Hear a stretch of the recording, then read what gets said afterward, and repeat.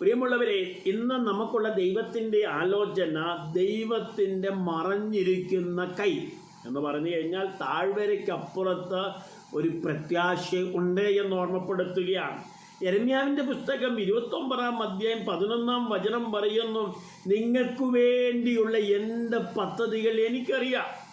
അപ്പോൾ ഒരു കാര്യം വ്യക്തമായി പഠിപ്പിക്കുന്നു, ഇത് നിത്യതയുടെ കൈകൊണ്ട് എഴുതിയ പദ്ധതികളാണ്.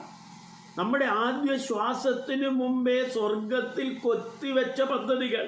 ഹല്ലേലൂയ.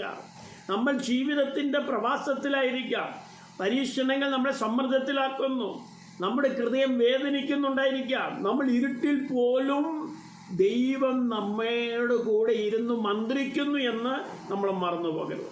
ഞാൻ നിങ്ങളെ ഉപേക്ഷിച്ചിട്ടില്ല എന്ന് ഇവിടെ സംസാരിക്കുകയാണ്. അതെ, ദൈവം ചരിത്രത്തിൻ്റെ ഹൃദയമിടിപ്പാണ്, നിത്യതയുടെ വാഗ്ദാനമാണ്. നമ്മുടെ വേദന പ്രിയരെ മനസ്സിലാക്കാൻ പാഴാകുന്നില്ല. നമ്മുടെ കാത്തിരിപ്പ് ശൂന്യമല്ലെന്ന് ഇവിടെ പ്രഖ്യാപിക്കുകയാണ്. ദൈവം പറയുന്നു, നിങ്ങളെ അഭിവൃദ്ധിപ്പെടുത്താനുള്ള പദ്ധതികൾ. ഹല്ലേലൂയ. സമൃദ്ധി സമ്പത്തിനേക്കാൾ ആഴമേറിയതാണ്. അത് തകർന്നവർക്ക് രോഗശാന്തിയാണ്, തടവുകാരന് സ്വാതന്ത്ര്യമാണ്, ക്ഷീണിതർക്ക് വെളിച്ചമാണ്.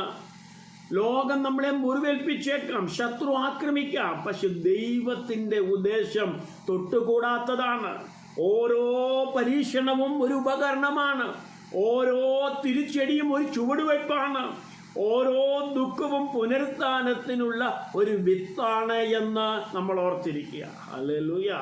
നിങ്ങൾക്ക് പ്രത്യാശയും ഭാവിയും നൽകാനുള്ള പദ്ധതികൾ. ഇതൊരു ദിവ്യ വാസ്തുവിദ്യയാണ്, ദൈവത്തിൻ്റെ ബ്ലൂ പ്രിന്റ്. ഇതിനപ്പുറം, പ്രവാസത്തിനപ്പുറം, നിങ്ങളുടെ കാഴ്ചയ്ക്ക് അപ്പുറത്തേക്ക് ഇത് വ്യാപിക്കുന്നു. നമ്മുടെ ഏറ്റവും ഇരുണ്ട താഴ്വര പോലും അവൻ്റെ മഹത്വത്തിനുള്ള ഫലഭൂയിഷ്ഠമായ മണ്ണാണ്. അതിനാൽ നമ്മുടെ കണ്ണുകൾ ഉയർത്തുക. ദൈവം നിശബ്ദനല്ല പ്രിയരെ, അവൻ നെയ്യുന്നു, രൂപപ്പെടുത്തുന്നു, നയിക്കുന്നു. നമ്മുടെ ഭാവി അവൻ്റെ ക്യാൻവാസാണ്, നമ്മുടെ പ്രതീക്ഷ അവൻ്റെ ഒപ്പാണ്, നമ്മുടെ ജീവിതം അവൻ്റെ പൂർണ്ണ സ്നേഹത്തിൻ്റെ ഒരു ജീവനുള്ള പ്രവചനമാണ്. അദൃശ്യമായ കയ്യെ വിശ്വസിക്കൂ, വിശ്വാസത്തിൽ നടക്കുക. ദൈവം ഇതിനകം ഒരുങ്ങിയിരിക്കുന്നു. ആമേ. ഇതിനകം നമുക്ക് വേണ്ടി ഒരുക്കിയിരിക്കുന്ന വിധിയിലേക്ക് നാം ചുവടുകൾ വയ്ക്കുക.